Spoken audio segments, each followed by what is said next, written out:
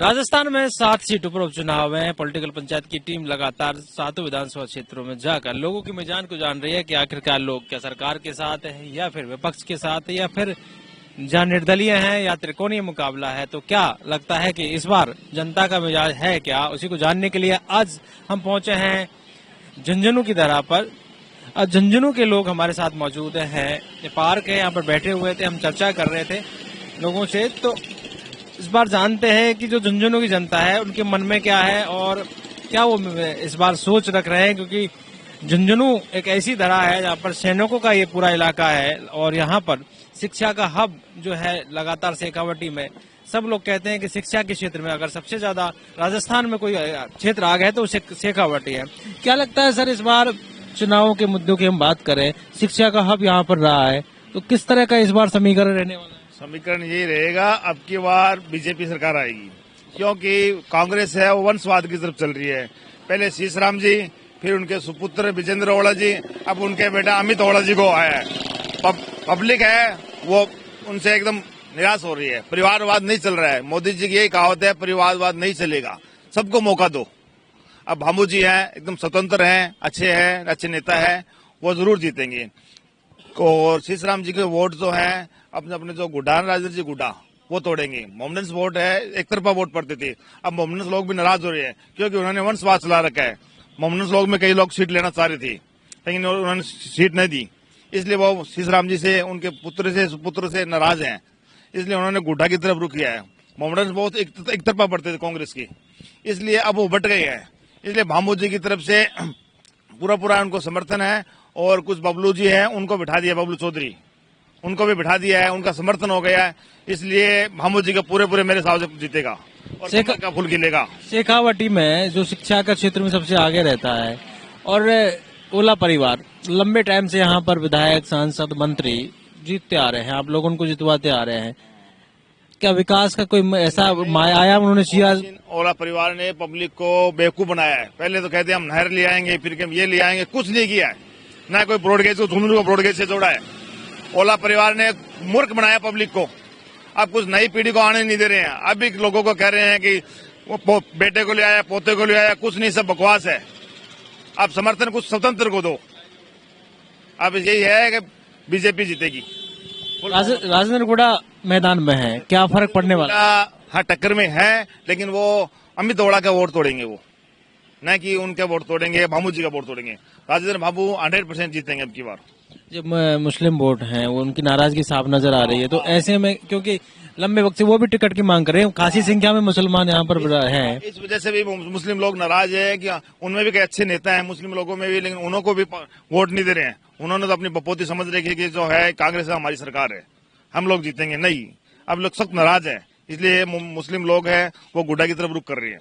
यहाँ के जो मुद्दे हैं, अब मुद्दों की बात करें तो क्या ऐसे मुद्दे हैं जिन पर हमें बात करनी चाहिए, नेताओं को बात करनी चाहिए?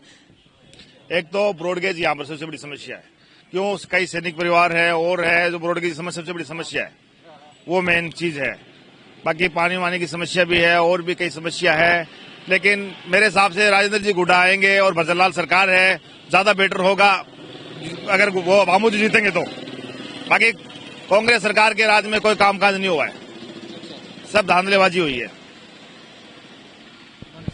क्या कहेंगे, क्योंकि जिस तरह से लंबे, किस तरह लगता है आपको कि जिस तरह से यहाँ पर ये इलेक्शन है त्रिकोणीय हो गया राजेंद्र गुड़ा के आने से? राजेंद्र गुड़ा वो भी 2 बार के मंत्री रहे हैं, जब पिछली सरकार कांग्रेस में थे वो कांग्रेस को छोड़ गए।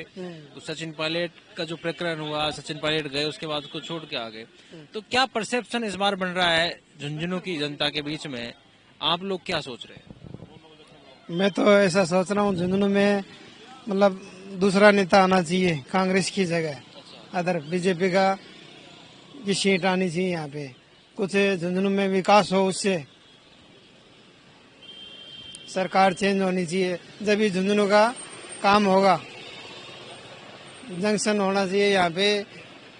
मुझे लगता है कि जितना विकास होना चाहिए था, क्योंकि लंबे वक्त से कांग्रेस के विधायक, सांसद आप यहाँ से भेजते आ रहे हो, इतना विकास हुआ नहीं है। जितना होना चाहिए उतना हुआ नहीं झुंझुनू में विकास। अब झुंझुनू के पास में शिखर है, 50-60 किलोमीटर है, तो उतनी प्रोग्रेस होने में झुंझुनू को 10-15 साल लग जाएंगे। सीकर के बजाय सीकर को मिनी सचिवालय बना दिया, वहाँ पे संभाग हो गया और हो गया, लेकिन झुंझुनू उस क्षेत्र में बहुत पिछड़ा हुआ है। तो इसलिए यहाँ से सरकार चेंज होनी चाहिए, तो तभी विकास होगा यहाँ पे। क्या लगता है कि इस बार जो है राजनीति किस ओर जा रही है, और जिस तरह से हम बात कर रहे हैं, राजेंद्र गुडा की भी बात कर रहे हैं, राजेंद्र भामू की भी बात कर रहे हैं, और विजेंद्र ओला के बेटे अमित ओला की भी बात कर रहे हैं, क्या लगता है ये नाराजगी इस बार कहीं ना कहीं जो पटकनी देने की बात हो रही है, कांग्रेस लगातार कह रही है, बीजेपी कह रही है कि इस बार हम जरूर यहाँ से जीत जाएंगे, क्योंकि लंबे वक्त से बीजेपी का प्रयास रहा है और कई गुट उनके नजर आते हैं। जब बबलू चौधरी पिछली बार लड़े तो राजेंद्र बाबू निर्दलीय खड़े हो गए, और उससे पहले भी राजेंद्र बाबू को टिकट दिया तो फिर उनके सामने निर्दलीय खड़े कई लोग हो गए। लेकिन इस बार बबलू चौधरी साथ नजर आए, कल भजनलाल शर्मा मुख्यमंत्री राज वो यहाँ मौजूद रहे, उनके साथ बबलू चौधरी भी थे, राजेंद्र बाबू, तो इसका कितना प्रभाव पड़ने वाला है? सर, मैं ये समझता हूँ कि झुंझुनू की जो विधानसभा की सीट है ये कांग्रेस की परंपरागत सीट रही है यहाँ पे, लेकिन जनता इससे नाराज है अब की बार, क्योंकि मोमडन्स वोटर हैं वो सेपरेट हो रहे हैं, एक तो दूसरा SC ST वोटर है वो भी इनसे नाराज है, क्योंकि झुंझुनू में इन्होंने काम नहीं किया है।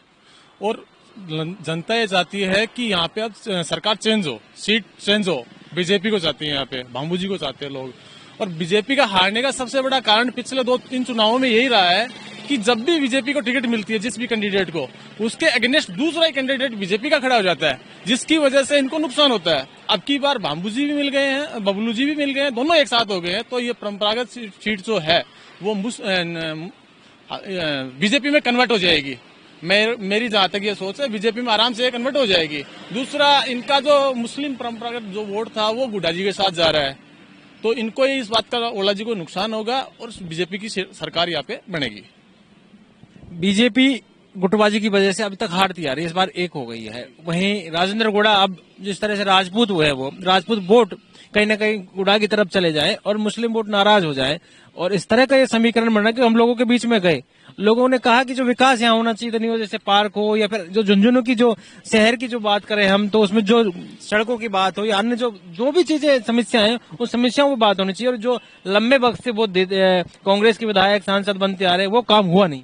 जी सर, जनता इससे नाराज है, जनता इससे नाराज है, और सभी लोग ये चाह रहे हैं कि बाबू जी, क्योंकि सरकार है अभी बीजेपी की राजस्थान में, और बीजेपी का MLA यहाँ बनेगा तो सरकार में जनता को फायदा होगा इसमें। जो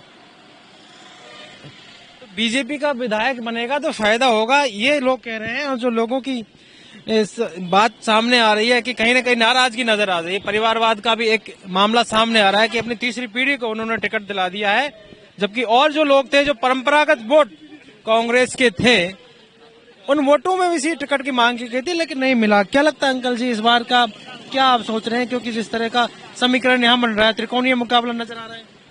साहब, त्रिकोणीय तो लग रहा है, लेकिन यहाँ झुंझुनू की जनता और झुंझुनू के वोटर सब बहुत ही समझदार हो गए हैं, उनको जागरूक हो गए, उनको ये समझ में आ गई है कि 30-40 साल तक एक ही परिवार को वोट देने में कोई फायदा नहीं है।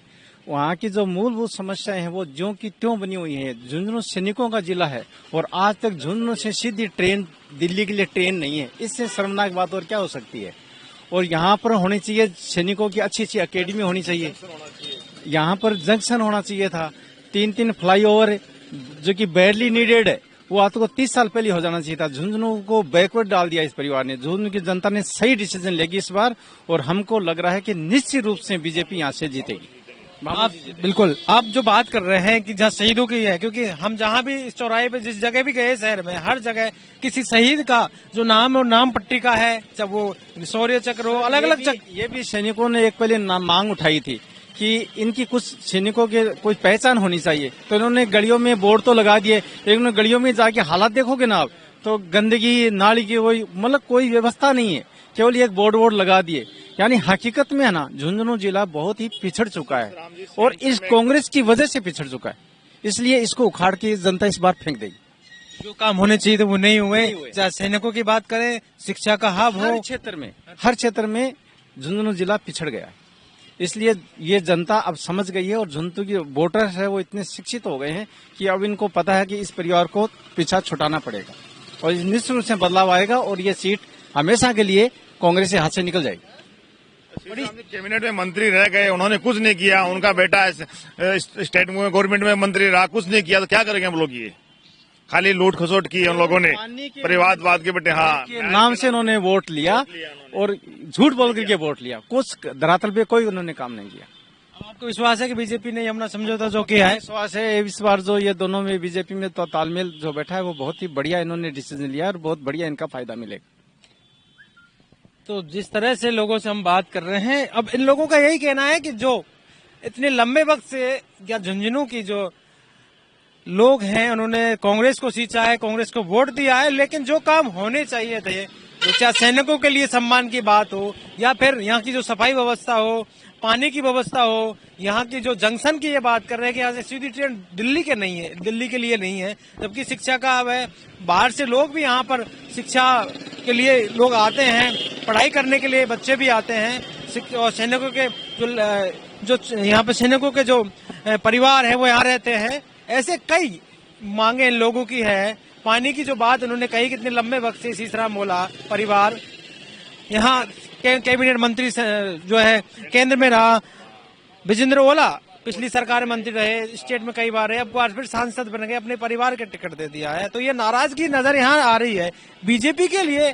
कहीं ना कहीं ये नाराजगी क्या वरदान साबित होगी, ये तो आने वाले वक्त में पता चलेगा, जो चुनाव परिणाम आएंगे। लेकिन राजेंद्र गुड़ा यहाँ पर जिस तरह से सेंध लगा रहे उन परंपरागत वोटों में जो कांग्रेस के हुआ करते थे। राजेंद्र गुड़ा कभी कांग्रेस में शामिल थे और कांग्रेस को छोड़कर अब वो निर्दलीय हो गए हैं और यहाँ पर चुनाव लड़ रहे हैं। तो इस समीकरण को कहीं ना कहीं उन्होंने दिलचस्प बना दिया है और इस बार कहीं ना कहीं ओला परिवार के लिए दिक्कतें खड़ी हो रही हैं, क्योंकि मुसलमान वो वोट था जो हमेशा कांग्रेस के पक्ष में रहा है और लगातार वोट करता है। लगभग 60,000 के आसपास ये वोट है। अब गुड़ा कहाँ के उसमें सेंध लगा रहे हैं, तो कहीं ना कहीं कांग्रेस के लिए इस बार दिक्कतें हो सकती हैं। और लोग भी ये, हम जब लोगों से बातचीत कर रहे हैं तो वो अपनी बातों को रख रहे हैं, क्योंकि परिवारवाद हो चाहे अन्य बात हो, उन बातों को लिए लगातार नाराजगी सामने आ रही है। अब देखना ही होगा कि आखिरकार इस बार झुंझुनू की जो जनता है वो क्या फैसला लेती है और किस तरफ जाती है, क्योंकि नाराजगी तो साफ नजर आ रही है।